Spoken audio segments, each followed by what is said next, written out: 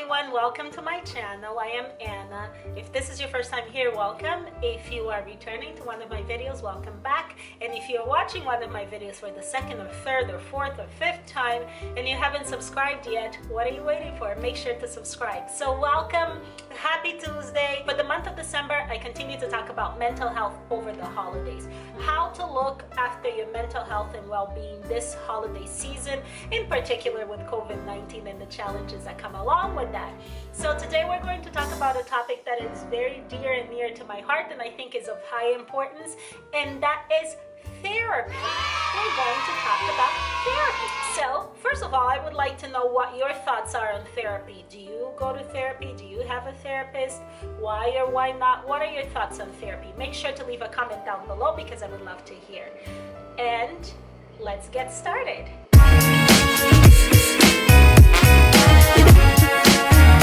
As I mentioned on my previous video, the video where I talked about the 10 tips to cope with your mental health over this holiday season, I'm a social worker, social work background, have worked in the field of social services for over 10 years, but I am not a therapist. I'm not a licensed therapist. I'm not a clinical therapist, but in my role as a social worker, I ended up providing a lot of informal counseling to clients, and I know the difference that therapy makes from that lens. I know that when I spent time listening to my clients and help them dissect whatever issues they might have had, how significant and how impactful it was to them. So that is the professional side, which is important, but sounds a little boring, so I'll leave that to the side. But I really want to talk about it from the personal side. So from someone who has a therapist and who has gone through therapy for multiple years. I love therapy. Okay? I love it. And don't get me wrong, it is not easy. It is hard work. It is challenging work. It is not fun.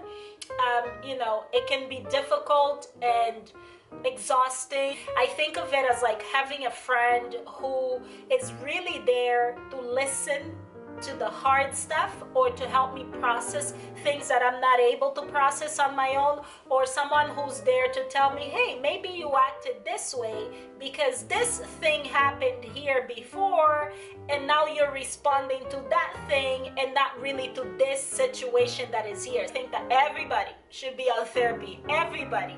Listen, I want to live my very best life.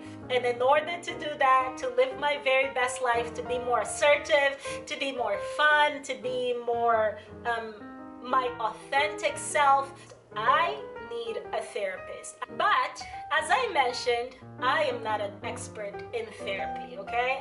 So I thought I would actually ask an expert in therapy, a psychotherapist, to give me her opinion and tell me about the benefits of therapy. And today I just wanted to go over some of the benefits of therapy. So for starters, overcoming some past traumas.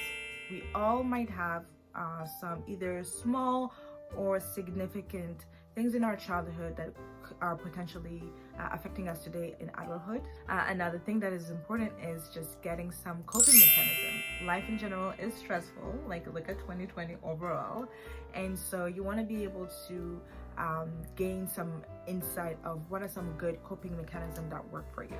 Number 3, I would say, is help with achieving goals. Through therapy, my first one question that I ask is, what do you want to accomplish at the end of therapy?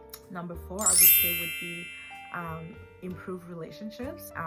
And the 5th one that I would say is having a sounding board. So with therapy, you're able to discuss something with somebody and gain a different perspective and different insight. It's not just a friend that you're talking to, but now you have the opportunity to be with a professional. And sometimes I have some clients that tell me that they have never told something to anybody before, and this is the first time that they actually say it out loud.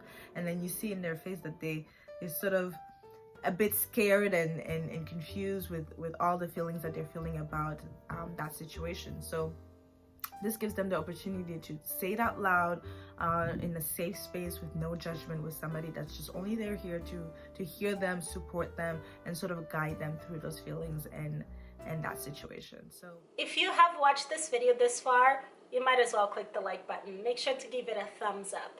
I also know what you might be thinking. Chances are you're thinking, oh my god, Anna, you just don't get it. Like, my friends are gonna think that I'm crazy, and like, my family is going to mock me. It's true. I really honestly don't get it because one, my family, and two, the people who are really my friends are supportive of the fact that I see a therapist. Actually, like, it's not even like, oh yeah, Anna, you need to go see a therapist. It's more like, it's like going to a doctor, going to a dentist, getting massage therapy. I mean, it's the same thing. Everybody has some crap that they've dealt with, that they're dealing with, or that they may be anxious about dealing with. Everybody. There's no human on planet Earth who hasn't gone through crap.